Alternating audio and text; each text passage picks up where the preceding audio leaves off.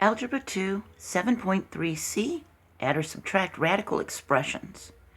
Now, like I always say, if you haven't seen the previous videos, you might get lost, and there's links in this video's description.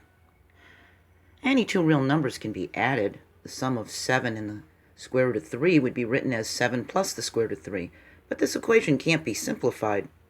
When radical terms have the same index, that same root, and radicand, we can use the distributive property to simplify, then combine like radical terms.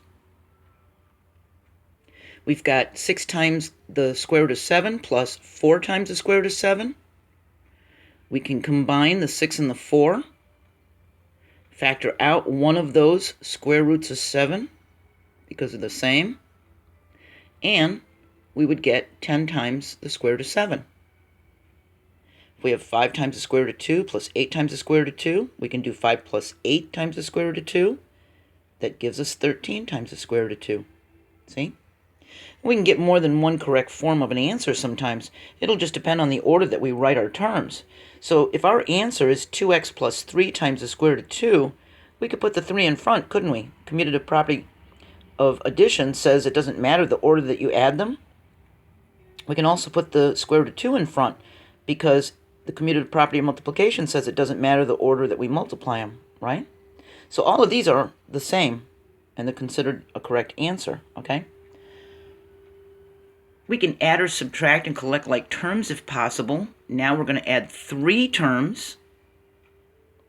They all have the cube root of 2, see? So we can add the 8 to a negative 7x plus 5. We factor out the cube root of 2. We only need one of them. And we combine the 8 and the 5 as like terms, and we get 13 minus 7x times the cube root of 2. Let's try this one. Now we've got 6 times the 5th root of 4x, and we're going to add a 4 to it. We've got a 5th root of 4x. But now look, we're going to subtract a cube root of 4x. We've got 2 of these, so we can factor one of them out and combine the 6 and the 4. So we get 6 plus 4 times the 5th root of 4x minus the cube root of 4x. We get 10 times the 5th root of 4x minus the cube root of 4x. And we can't put these together because they're unlike. They have different cube roots and a 5th root. See? They're different roots. All right? Let's try this one. This one has our buddy, the invisible 1. So we've got 5 times the square root of 7 minus 8 times the 4th root of 11 plus the square root of 7 plus 9 times the 4th root of 11. So we can rearrange these and group them together with like terms, right? So this guy can move over here to be with this square root of 7. And we'll move him back here to be with this 4th root of 11, okay? When we add 5 times the square root of 7 plus the square root of 7, there's an invisible 1 in front of this radical sign. So we're going to get 6. When we add the 5 plus 1, we're going to get 6 times the square root of 7. We have a negative 8 plus a 9. That's going to give us a 1. So we have another invisible 1 in front of this guy, but we don't need to write him, do we? So our answer ends up being 6 times the square root of 7 plus the 4th root of 11. See? We just don't write that invisible 1, but he's there, okay? All right, so sometimes we may need to factor to find like radical terms. We've got 3 times the square root of 8 minus 5 times the square root of 2. We have unlike radicals, don't we? So we can factor this 8 as a 4 times 2. We can put them under their own radical signs. 4 is a 2 times 2, isn't it? It's a 2 squared. And because there's a root of 2 here, because we're doing square roots, we can remove that radical in that 2 exponent and just have 3 times 2 square root of 2. This guy drops down. 3 times 2 is 6. So we end up with 6 times the square root of 2 minus 5 times the square root of 2. Now we have the same radicands, don't we? So now we can combine them. And 6 take away 5 is a 1. So we just have the square root of 2. And we don't need to write this one, do we? We just know he's there, okay? Take a look at this one. We've got 5 times the square root of 2 minus 4 times the square root of 3.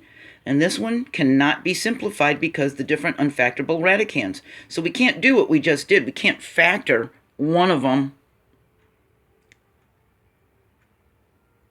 This is as far as we can go, okay? So sometimes they're going to be unfactorable. Be careful of these on your tests, all right? Because your teacher might throw one of these in, and you'll say, I can't figure out how to do this, and it's because the answer is it can't be simplified, okay? Keep your eyes peeled. They have different radicands, and they can't be factored, so it's done, okay? Now we've got 5 times the cube root of 16y to the 4th, and we're going to add 7 times the cube root of 2y. So we're going to factor this first radical as an 8y cubed times 2y. That's our y to the 4th. We have 3 here and 1 more here. That makes the 4. And then we've got the 8 times 2 to be the 16. I'm going to add the 7 times the cube root of 2y. We find perfect cubes in here. This is 2 times 2 times 2, isn't it? It's 2 cubed. And we're going to put the 2y under its own radical sign with the cube root. See? He's just coming down. Now we can do 5 times the 2y. Because this is to the 3rd power and that's to the 3rd power and this is the cube root, we can take away those exponents, that cube root and the radical sign, and just have them exposed out in front of the radical sign, can't we? So we have 5 times 2y times the cube root of 2y. And now these radicands are the same.